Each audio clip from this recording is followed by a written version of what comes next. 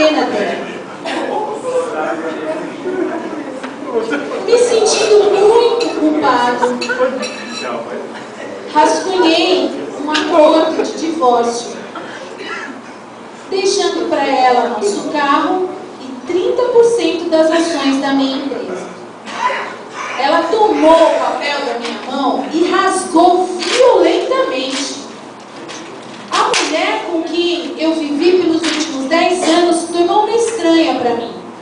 Eu fiquei com dó deste desperdício de tempo e energia, mas eu não voltaria atrás do que lhe disse, pois amava Jane profundamente.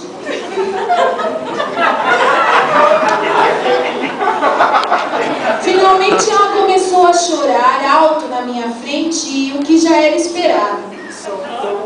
Eu me senti libertada quando ela chorava. A minha obsessão por divórcio nas últimas semanas finalmente se materializava. E o fim estava mais perto agora. No dia seguinte...